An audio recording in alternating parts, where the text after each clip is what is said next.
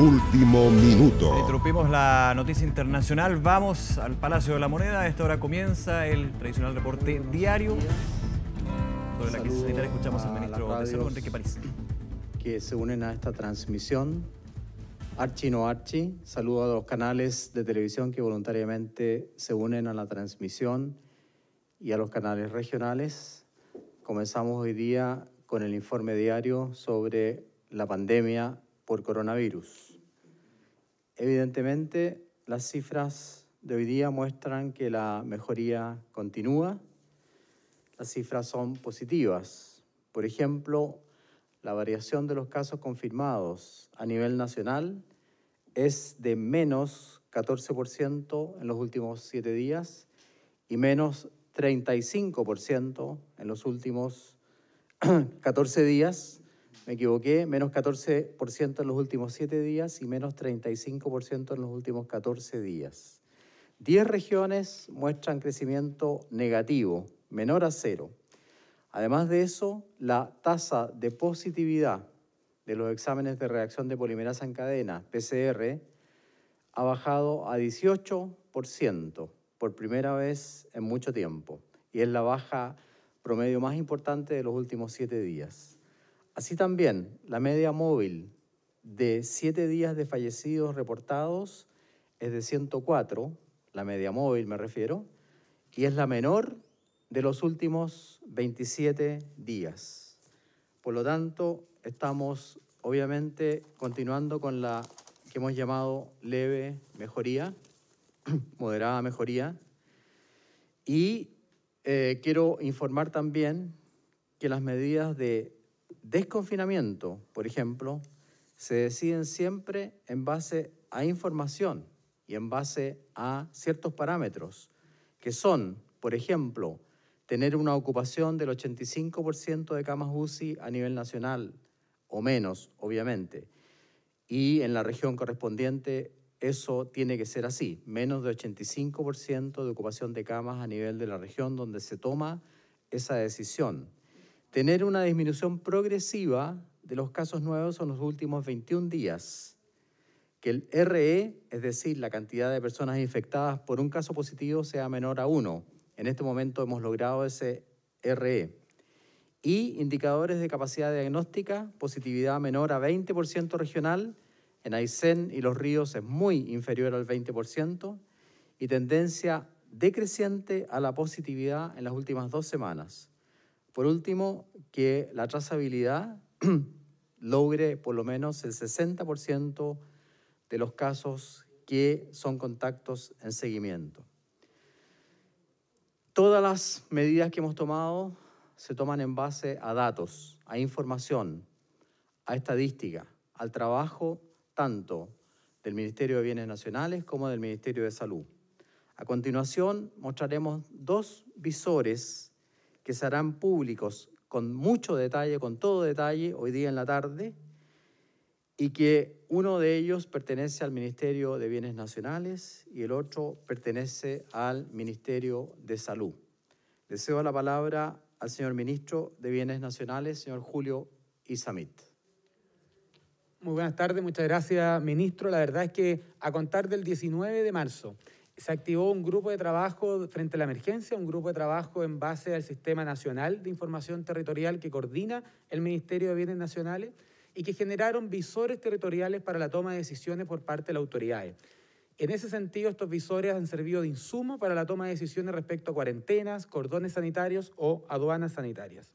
Y en el marco de la Mesa Social COVID-19 se acordó un trabajo colaborativo para generar un visor ciudadano que permita que toda la ciudadanía, que las familias cuenten con la mayor información posible georreferenciada a nivel nacional, regional y comunal. Ese visor tiene al día de hoy ya más de 700.000 visitas. Y dado el éxito de este visor y el interés de las familias y los ciudadanos por contar con mayor información, lo que hemos hecho es generar un nuevo visor territorial que va a permitir que las familias conozcan la información de casos activos por kilómetro cuadrado, que vean la posibilidad de cómo se ha ido generando las mejoras en cada uno de sus cuadrantes y los casos activos a nivel local.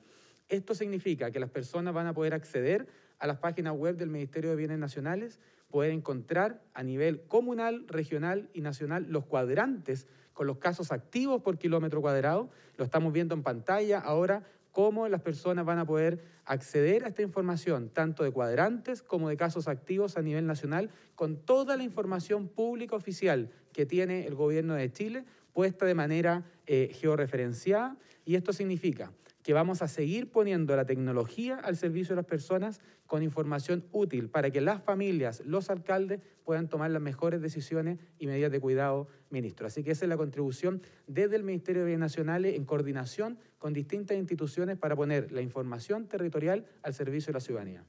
Muchísimas gracias, ministro, y mis felicitaciones al Ministerio de Bienes Nacionales por este esfuerzo. Tiene que ser aprovechado, como ha dicho el ministro Isamit, por los alcaldes, por el manejo territorial, y cualquier persona de cualquier parte de Chile tiene y va a tener acceso a esta información. A continuación, le cedo la palabra al representante del Ministerio de Salud, señor Felipe Zúñiga, que mostrará el segundo visor de datos respecto a la pandemia.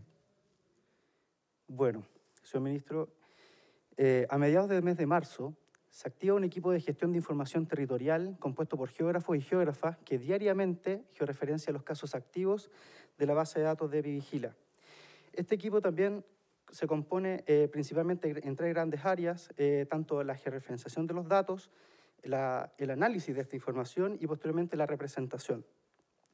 El objetivo de este equipo ha sido desde un principio proveer información lo más confiable, oportuna y actualizada posible a las autoridades del sector salud, con el objeto de ser un instrumento de apoyo para la toma de decisiones. Este visor que les vamos a mostrar a continuación se complementa con el anteriormente expuesto por el ministro Samit, que ofrece una mirada en tres dimensiones de la información territorial a modo de poder tener una mayor noción de en dónde y en qué sectores se encuentra más activa la enfermedad. Esto también es un avance importante en términos de poder identificar en dónde tenemos que enfocar los esfuerzos para poder trazar y aislar a la población que está inserta en el territorio. La simbología que ustedes están viendo en la pantalla representa a cuadrantes, los mismos cuadrantes por kilómetro cuadrado, representado en los sectores de límites urbanos consolidados de color amarillo y con color verde los casos georreferenciados en entornos rurales. La altura de cada uno de estos cuadrantes equivale a lo que es la cantidad de casos que están presentes en el territorio. Podemos visualizar la diferencia que existe entre las determinadas regiones del país, los principales centros poblados en relación a la región metropolitana, y esperamos que esta información, y como equipo esperamos que esta información sea de mucha utilidad para las organizaciones y las instituciones que son parte de los mecanismos de respuesta de la pandemia. Muchas gracias, Felipe. La verdad es que esta información, ambas páginas web que hemos mostrado, son fundamentales también para la toma de decisiones. Y como he dicho, van a quedar al alcance de cualquier persona que quiera visualizar estos números, especialmente al alcance de los alcaldes. Los agentes sanitarios tendrán una segunda opción con un código de seguridad para incluso ir a los lugares donde en cuadrantes mucho más definidos se pueda observar la acumulación de casos. Creo que esto demuestra el esfuerzo que ha hecho el Ministerio de Bienes Nacionales y el Ministerio de Salud para transparentar la información, y en el segundo caso, lo que ha hecho el Ministerio de Salud asegura que estamos haciendo la trazabilidad correspondiente para ubicar aquellas regiones donde se acumulan más casos, y eso permite tomar decisiones, como por ejemplo trasladar pacientes, enviar ventiladores, reforzar la atención primaria, invertir en trazabilidad o en nuevos profesionales de la salud. Por lo tanto, toda la información que ustedes ven y a la cual pueden acceder desde su propio hogar está al alcance ahora también de la sociedad. Quiero hablar un minuto sobre la resolución sanitaria que pone en vigencia el cordón sanitario para Aysén y Los Ríos. Esta autorización sanitaria o resolución sanitaria tiene como fecha de inicio el lunes 13 para que obviamente las autoridades se organicen y se puedan tomar las medidas necesarias para el desconfinamiento de las regiones de Aysén y de Los Ríos. A continuación, le doy la palabra a subsecretario Zúñiga. Los dos Zúñiga están aquí en el extremo, para que nos relate las cifras de hoy día. Buenos días, ministro. Buenas tardes. En cuanto a la situación de las últimas 24 horas por nuestra pandemia de coronavirus, se registran 3.058 casos, de los cuales 2.392 son personas sintomáticas. En cuanto a la cantidad de contagiados totales, desde el día 3 de marzo, cuando tuvimos nuestro primer caso, ya llevamos 309.274 casos, con 278.053 personas que se han recuperado. En cuanto a los fallecidos, de acuerdo a los decesos inscritos en el registro civil, durante las últimas 24 horas se registraron 99 personas, acumulando 6.781 en el país. En cuanto a la cantidad de personas que se encuentran hospitalizadas en unidades de cuidados intensivos, estas siguen disminuyendo. En estos momentos hay 1.990 personas y de ellas 371 se encuentran en un estado crítico. En cuanto a la cantidad de ventiladores disponibles en la red integrada de COVID-19, al día de hoy registramos 425 ventiladores. Esto es una cifra que ya ha seguido subiendo hace más de 10 días. Hay que recordar que tuvimos días de 280, 320 y ahora ya estamos en 425 y eso habla muy bien sobre todo de la red integrada COVID-19 aquí en la región metropolitana, respondiendo nuevamente a un alto número de contagios tal como ya había ocurrido en Araucanía, en Punta Arenas, en Osorno, en Ñuble y ahora está respondiendo en la región metropolitana. Pero también tenemos otras regiones del país en donde estamos muy atentos a lo que está ocurriendo para poder otorgarle todas las camas que existen en el territorio disponible, que es la región de Antofagasta, desde donde ya hemos trasladado 27 personas hacia distintas regiones del país, incluso también aquí en la región metropolitana anoche, en la posta central, donde ya estamos pudiendo recibir pacientes desde otras regiones. En cuanto a la red de laboratorios, durante las últimas 24 horas, los laboratorios informaron 17.727 exámenes, acumulando 1.255.359 exámenes a nivel país. Finalmente, en cuanto a residencias sanitarias, tenemos al día de hoy 153 establecimientos con 1.029 cupos, de los cuales 5.712 se encuentran ocupados. Reiterar, y para finalizar, el número al cual las personas deben llamar para poder acceder a una residencia sanitaria, el cual es el 800-726-666. Eso es todo en cuanto a la cuenta del día de hoy, ministro. Muchas gracias, subsecretario. Pasamos a las preguntas. Buenos días. Muy buenas tardes a todos. Buenas tardes. Subsecretario Zúñiga, el centro hospitalario Huechuraba o Espacio Riesgo se decía que costaba 26 millones, luego que era más barato incluso que lo que costaba un parlamentario, pero hoy se conoce un segundo contrato que haría aumentar los costos hasta 1.600 millones incluso de pesos. Un contrato que ha sido cuestionado por la Contraloría, que dictaminó que es ilegal. Señalan desde el Servicio de Salud Metropolitano que estos contratos se complementan, que no se incurriría en esta ilegalidad. Sin embargo, lo que dice Contraloría es que hay una cláusula que se repite en ambos contratos, que es la habilitación y mantención de la infraestructura básica, y que por eso se duplican estos costos y que además se detectó que se está realizando un sobreprecio, se está pagando más caro algunos servicios de lo que normalmente cuestan en el mercado. ¿Cómo se explica esto? Y también, ya que se conoció un segundo contrato que aumentaría los costos que se habían anunciado, ¿hay más contratos? Muchas gracias por la pregunta. Subsecretario Zúñiga responderá a esta pregunta sobre Espacio Riesgo. Quiero ser muy claro en esto.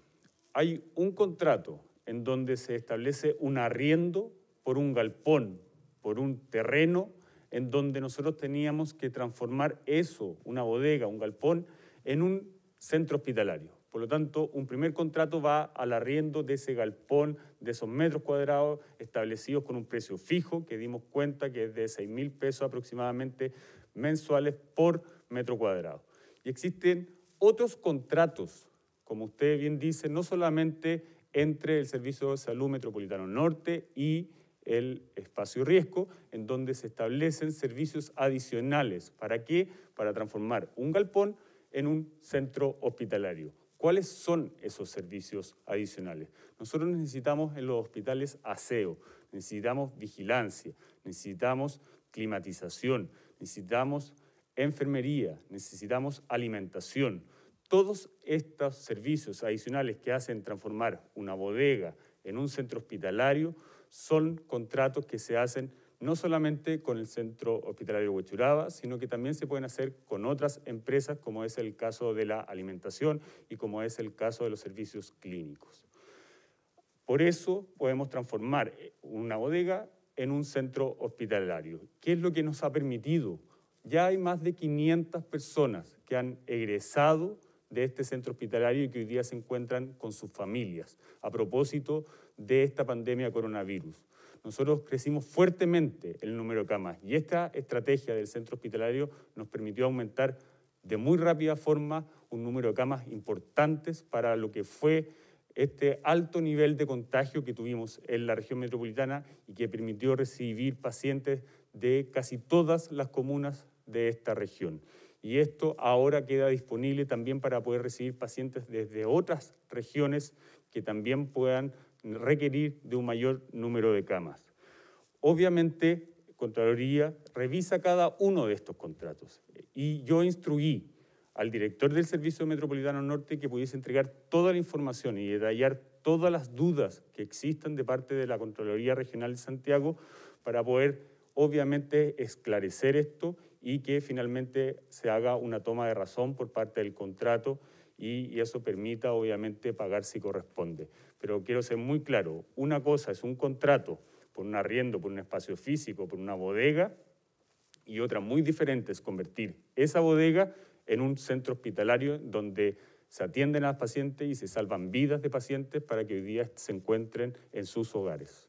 Subsecretario, entonces se descarta que la mantención básica del recinto esté duplicada, me refiero a electricidad, aire acondicionado, y le reitero, ¿hay más contratos que puedan aparecer incluso después de este segundo, aumentando costos en otros aspectos? Lo acabo de mencionar, existen otros contratos adicionales, por ejemplo, el servicio de alimentación. Nosotros le entregamos alimentación durante varias veces al día a los pacientes, tal como ocurre en un hospital. Esto es lo mismo que un hospital. Y para poder llegar a ese nivel de cuidado que es requerido para pacientes de coronavirus, nosotros necesitamos más contratos que solamente el arriendo de una bodega, de un galpón. Nosotros necesitamos contratos que especifiquen ese arriendo, pero también necesitamos contratos que transformen eso en un lugar donde se salvan vidas, donde se atienden pacientes. Muchas gracias, subsecretario Zúñiga. Recibimos la siguiente pregunta. Muy buenas tardes.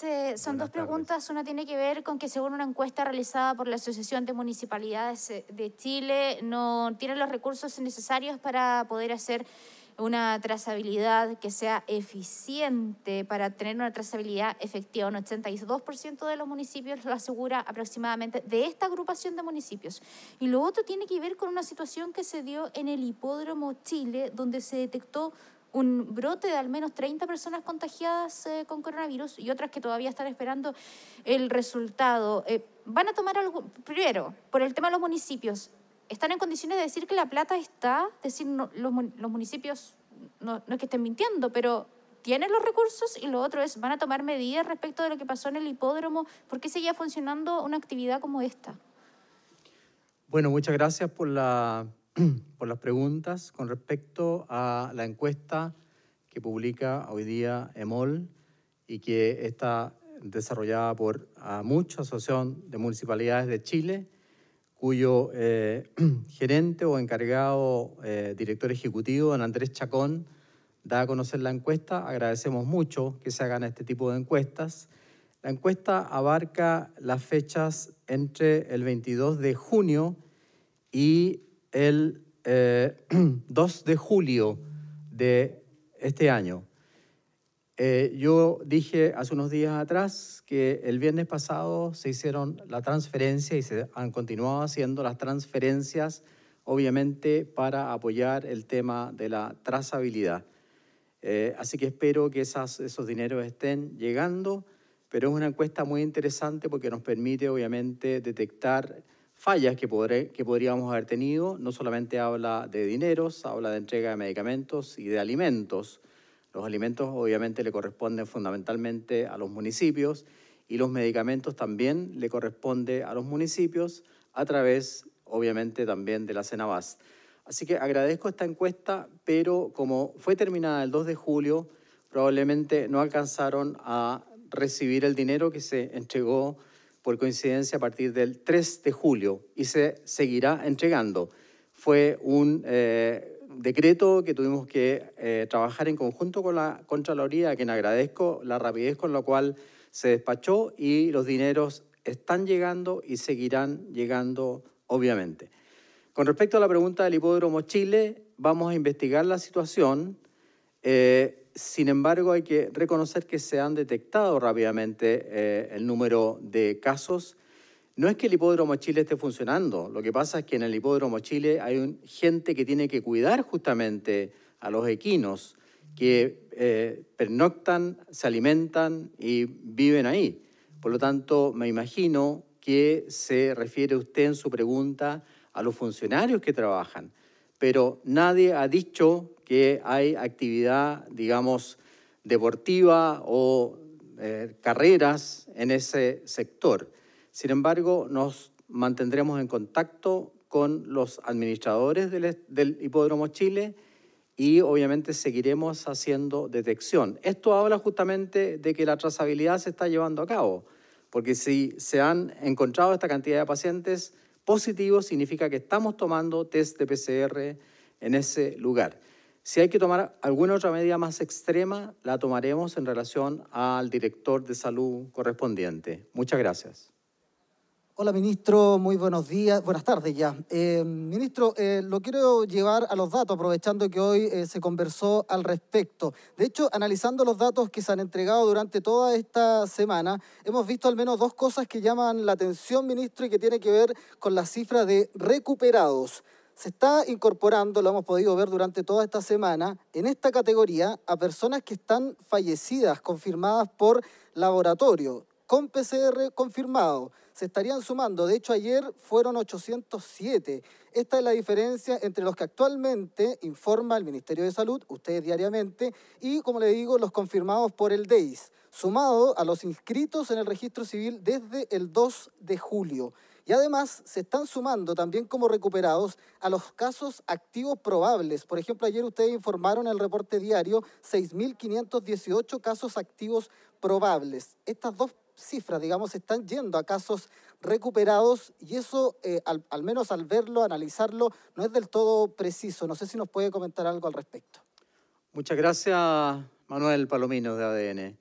La verdad es que los datos con respecto a los recuperados no deberían incluir los fallecidos, obviamente, y eso quiero aclararlo de inmediato. La transparencia y la comunicación de los datos hemos ido aumentando a medida que pasa el tiempo, por eso incluimos también el reporte bisemanal de epidemiología y la incorporación, como dice usted muy bien, no solamente de casos confirmados de fallecidos, sino también de casos probables. Si hay que hacer una corrección con respecto a que se están incluyendo los fallecidos en el número de recuperados, obviamente que no lo comparto y haremos la corrección correspondiente. Hoy día hemos además avanzado en la información para que la gente pueda entrar tanto a la página web de Bienes Nacionales y del mismo Ministerio de Salud para recabar toda la información y todos los datos que quieran ser conocidos. No estamos ocultando ni vamos a ocultar, no es nuestra política ninguna cifra, y si hay alguna confusión con respecto a incluir fallecidos, obviamente que lo vamos a corregir en la medida que me permita el tiempo, o sea, dentro de la rapidez que me permita el tiempo. Muchas gracias por su pregunta. Ministro, con los casos, digo, casos activos probables, los casos activos probables, ¿también se estarían contando dentro de los recuperados? Porque hicimos el cálculo y estarían ahí. Los casos activos probables son aquellos casos que tienen PCR no notificados, según usted. Claro. Se están informando todos los días en el informe diario. Pero No. se estarían sumando en el caso también de recuperados, en el total. ¿O eso usted lo descarta? No, esos se informan como recuperados una vez que han cumplido la cuarentena de 14 días. Mientras están en cuarentena todavía no se consideran recuperados, obviamente. Gracias, ministro. No, gracias a usted. ¿Preguntas? Sí, ministro, muy buenos días, muy buenas tardes ya a esta altura de la jornada. Preguntarle con respecto a la situación de, al comienzo de todo el proceso de la pandemia en nuestro país, se acusaba al gobierno, a las autoridades del momento, que había falta de comunicación. Para eso entonces se instauró la mesa COVID y también la mesa social COVID. Sin embargo, tras el anuncio del plan estratégico de desconfinamiento, desde el Colegio Médico han reiterado las críticas a la falta de comunicación, que esto no se conocía y que esto no se había informado en ninguna de las dos instancias. ¿Qué se puede responder a ese cuestionamiento en particular? Y una segunda pregunta tiene que ver con el anuncio que hizo el alcalde de Recoleta, el alcalde Jadwe, con respecto a el ingreso de un medicamento ruso denominado Avifavir. ¿Qué información médica tienen ustedes como Ministerio de Salud sobre este medicamento y si tiene ya alguna autorización como para poder ingresar al país ese medicamento? Muchas gracias. Gracias por la pregunta. Con respecto al desconfinamiento, hoy día en un diario de circulación nacional aclaro varias de esas dudas.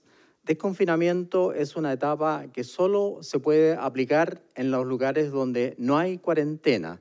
Yo creo que ahí ha habido una confusión de parte de algunas personas que son entrevistadas. En los lugares donde no hay cuarentena, nosotros obviamente hemos implementado un plan de desconfinamiento que tiene varias etapas. En este momento, y está publicado también hoy día en el mismo diario, las etapas. En este momento, la subsecretaria de Salud Pública, doctora Paula Daza, está justamente en la mesa social COVID-19 dando a conocer este plan de desconfinamiento. Ahora, cuando la autoridad sanitaria toma una medida como esta, que es una medida muy inicial, muy paso a paso, con mucha responsabilidad, con mucha humildad, obviamente que si hay más gente que quiere tomar conocimiento de estas medidas, las corregiremos esa metodología en lo sucesivo. Creo que los intendentes, los alcaldes, los seremis, a veces los parlamentarios también, tienen que ser informados al igual que los gremios, no solamente el Colegio Médico. Por lo tanto, esta medida de desconfinamiento, que es una medida que permite tratar paso a paso, permitir que levantemos Chile, obviamente que queremos en la próxima oportunidad comunicarla con más antelación y a la mayor cantidad de personas. Con respecto al medicamento que usted me cita, que es un medicamento ruso, tenemos conocimiento de aquello. El Ministerio de Salud, a través de su unidad de estudios, ya hizo la revisión sistemática del medicamento. En la literatura hay solo 2 revisiones sistemáticas y hay un estudio primario experimental. Todos los medicamentos en Chile que quieran ser entregados, usados, vendidos o donados tienen que tener una autorización del ISP, como lo hemos dicho, se lo hemos dicho al alcalde Jadwe y él lo ha entendido muy bien.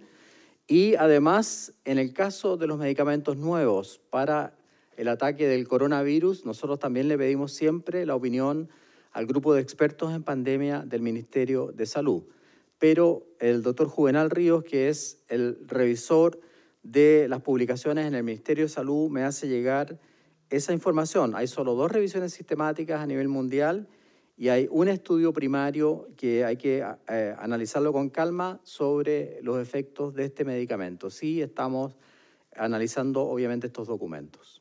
Ministro, pero ¿basta con solo esos 2 documentos o 2 estudios para poder determinar el ingreso de un medicamento? Porque, se lo pregunto porque hubo también intención de aplicar hidroxicloroquina, por ejemplo, y ya vimos todas las reacciones que hubo y la situación que ocurrió justamente con esa decisión también.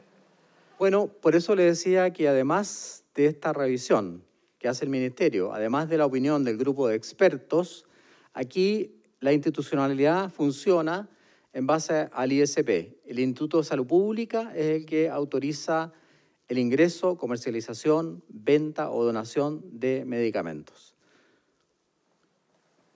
Hola, ministro, ¿cómo está? Hace pocos momentos hubo este consejo de gabinete, reunión de gabinete para limar asperezas en la relación entre el gobierno y Chile Vamos.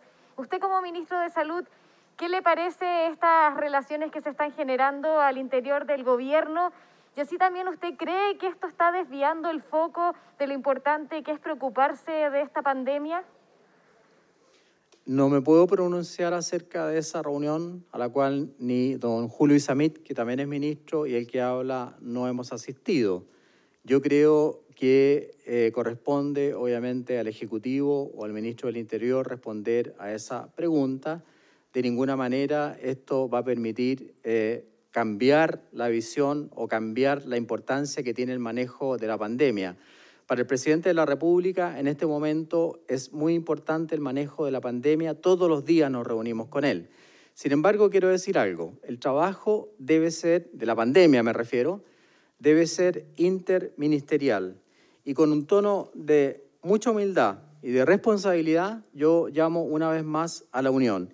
Iremos paso a paso construyendo confianzas, paso a paso estableciendo cadenas de confianza y paso a paso pensando que debemos levantar al país. Paso a paso levantemos Chile. Y obviamente que con respecto a la pandemia me estoy refiriendo, vamos a requerir del compromiso de todos los ministerios, porque no solamente el Ministerio de Salud tiene que ver con este problema.